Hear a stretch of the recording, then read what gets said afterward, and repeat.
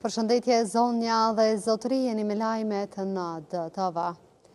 Me 2 maj të vitit 2023, Kryeministri Kosovës Albin Kurti dhe Presidenti i Serbisë Aleksandar Vučić në Bruksel kanë miratuar deklaratën për personat e zhdukur. Marrëveshja parasheh promovimin e bashkëpunimit të ngushtë ndërmjet Kosovës dhe Serbisë në kërkim të identifikimit të varrezave, gërmimeve dhe gjetjet e mbetjeve mortore për përdorimin e teknologjive moderne për kërkim të personave të zhdukur. E pas kësaj marrëveshje, Kosova dhe Serbia i kërkuan ndihmë Zvicrës në këtë drejtim, kështu që Zvicra dërgoi ekspert në të dyja vendet për të mbështetur këtë iniciativë. Konkretisht bëhet fjalë për përdorimin e teknologjisë me laser dhe radar në izolimin e varrezave nga koha e luftës në Kosovë. Misioni i ekspertëve filloi me 14 tetor dhe përfundon të premten, sipas Departamentit Federal të Punëve të Jashtme.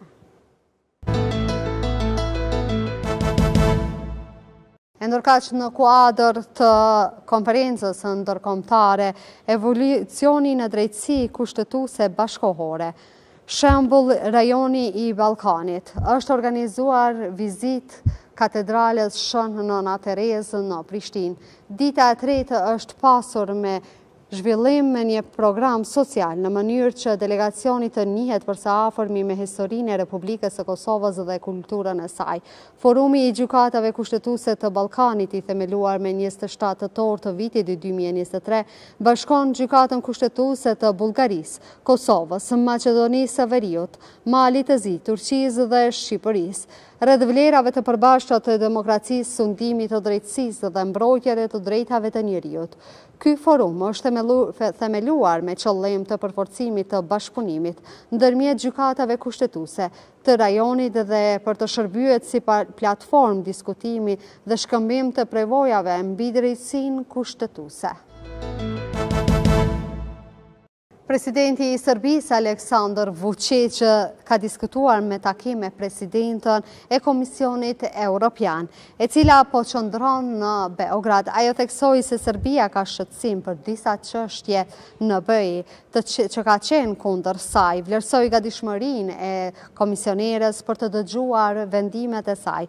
Vučić deklaroi se politika e Serbisë për integrime evropiane mbetet e pandryshuar dhe angazhimi i tij për një Serbi europiane është themelor në plan programin e vetë.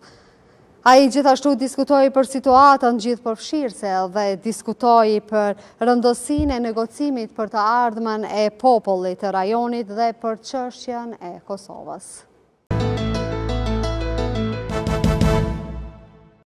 Analisti politik Gazimir Raçi ka thënë se kuvendi si organ kryesor legjitiv duhet të funksionojë normalisht për të shërbyer vendit, si dhe debatet edhe temat e rëndësishme që janë për qytetarët. Mirpo Raçi, duke komentuar bojkotin e lëvizjes dhe vendosje në 4 seanca të jashtëzakonshme të opozitës, thotë se disa temat që po diskutohen në kuvend riciklohen me qëllime jo parimore. Sipas tij, temat për problemet e përditshme që kanë të bëjnë me reformat sociale, me zhvillim ekonomik, me papunësi, po ashtu edhe me veriun e Kosovës, e sidomos me dialogun, duhet të debatoheshin në kuvend. Po mendoj se është rëndësishme kuvendi me funksionuar, sepse është organ kryesor legjitiv dhe është institucion që buron me votat të drejtë për drejtat të popullit dhe të votuesve.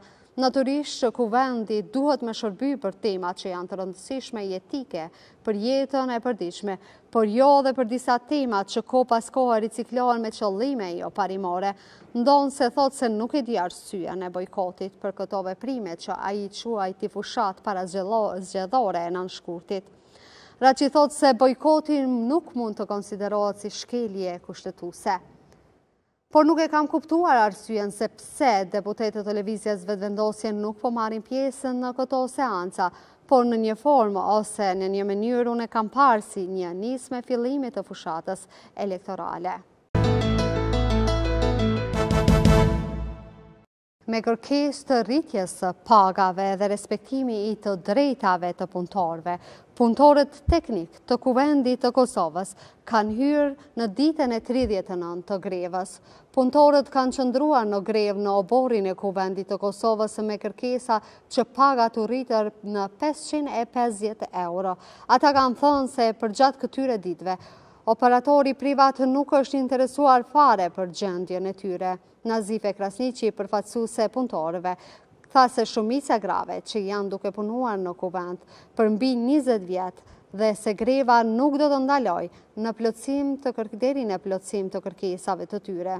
Ajo ka thënë se operatori gjatë grevës vetëm një herë ka ardhur që të bisedoj me to dhe se në atë takim ka thënë se kanë të ndaluara që të grevojnë në oborin e Kuvendit.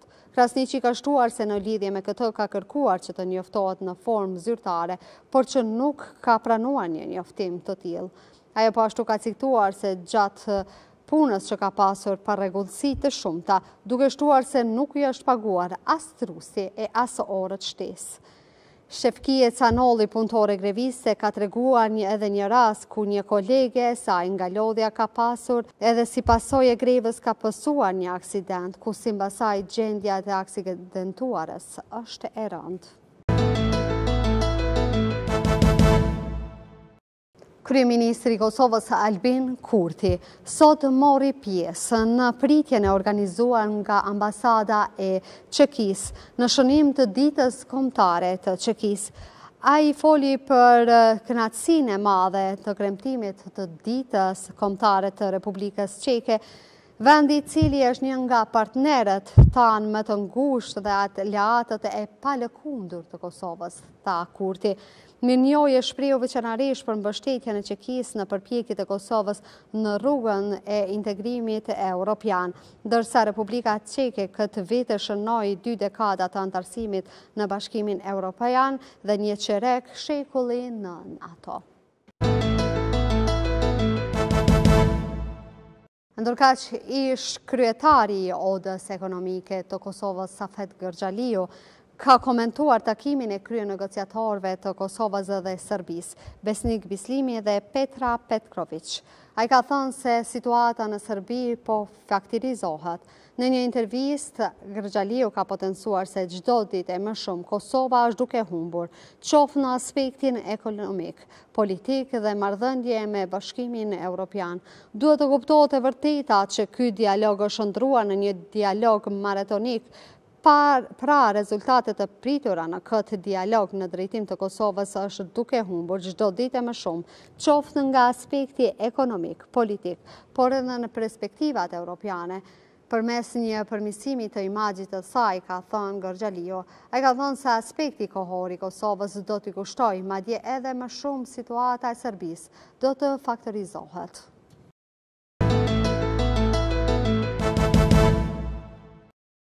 Është mbajtur të premten konferenca për transparencë, përgjegjësi dhe drejtësi, demaskimi i korrupsionit, i organizuar nga organizata jo qeveritare. Gjatë kësaj konference u potencua se legjislacioni në fuqi që lufton korrupsionin është harmonizuar me direktivat e Bashkimit Evropian, por që është në zbatim i pahaset sfidat. Drejtori ekzekutiv i OJC-s aktive tha se duhet të ketë një bashkëpunim ndërmjet institucioneve dhe qytetarëve në mënyrë që të luftohet korrupsioni. Ai tha se detyra organizatave jo qeveritare, krahas institucioneve përkatëse, është mobilizimi i qytetarëve në përdorimin e institucioneve dhe mekanizmave që ndikojnë në luftimin e korrupsionit. Komisionerja për informacion dhe privatësi, krenare Sugujeva Dërmaku, ka thënë se ka vërejtur një ndërgjegjësim të qytetarëve për të paraqitur kërkesat e tyre për shkelje të institucioneve. Ajo ka thënë se ligji për qasje në dokumenta publike ka lënë në gjurmë të transparencës, llogaridhënies dhe luftimin e korrupsionit, por edhe në një të ardhme të afërt, ky ligj ka nevojë për ndryshim dhe plotësim. Ndërkaq avukati i popullit ka thënë se çështja e trajtimit të korrupsionit ka shumë sfida, duke theksuar se ka mungesë të ekspozitës së mirëfillt se si duhet trajtuar korrupsioni. Ai ka thënë se edhe më shumë institucionet nuk kanë arritur që të krijojnë besueshmëri nga qytetarët. Ndërkaq drejtori i Agjencisë së Parandalimit të Korrupsionit tha se legjislacioni në vend është në linjë me Bashkimin Evropian, por ka disa pengesa të brendshme të zbatimit. Grafite fyese për ish deputetin e Lidhjes Demokratike të Kosovës Fadil Geci janë shfaqur në Prishtinë. Ato ndërlidhjet me dëshminë e tij në procesin gjyqësor ndaj ish krerëve të UÇK-s në Hag. Njëri prej tyre është vendosur në plakën përkundimore të ushtarëve të KFOR-it, e cila gjendet në sheshin Nëna Terezë në Prishtinë. Mbi këtë shkrim ka vendosur fotografia e Gecit, ku ai shihet duke dëshmuar në Hag. Të martën dhe të mërkurën, Fadil Geci ka dëshmuar me rastin e ish krerëve të UÇK-s, Hashim Thaçi, Kadri Veseli, Recep Selimi e Jakub Krasniqi. Gani Geci ka kërkuar ballafaqim me gjithë ata që kanë vendosur grafite fyse kundër vëllaut të tij Fadil Geci, i cili ditë më parë ka dëshmuar në Hag. Këto grafite denigruese mendoj se janë të iniciuar nga një organizat Liria ka emër, dhe nëse Liria ka emrin e Hashimit, po ju bëj be që këto Hashimi ka qef me i punu. Unë jam këtu para juve ditën me ata që kanë vrarë shokët natën. Kam thënë para 23 vjetëve, s'ka me u lanë gur pa rrotullu, për me zvolu se tash u ka ardhur fundi atyre që kanë kallë pas pak bisht, po ju duket me kallë krejt dynjan, u shpreh ai.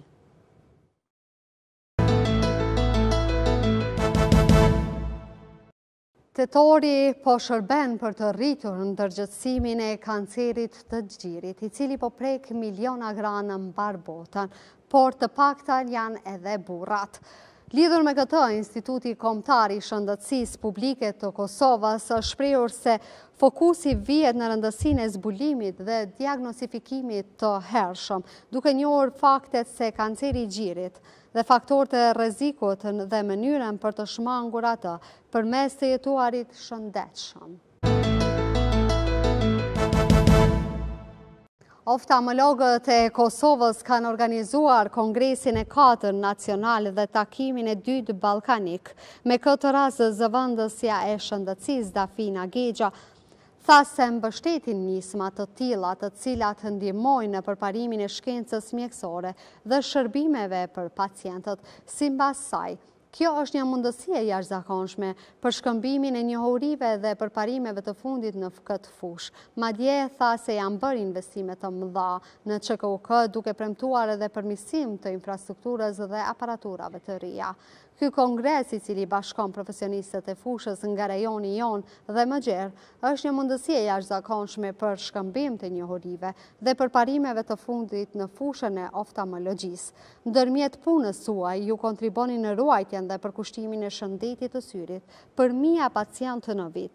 Shoqata profesionale si e juaja luan rol të rëndësishëm në avancimin e kësaj fushe, duke nxitur edhe përkrahur bashkëpunimin ndërkombëtar dhe shkëmbimin e praktikave të mira, u shpreh zëvendës ministrja. E ambasadori i Turqisë në Kosovë tregoi për bashkëpunimin shëndetësor ndërmjet Kosovës dhe Turqisë. Ai foli edhe për trajtimin që pacientët kosovar marrin në Turqi. Sipas tij, spitalet nga Turqia janë të gatshme që të hapin qendrat e tyre edhe në Kosovë.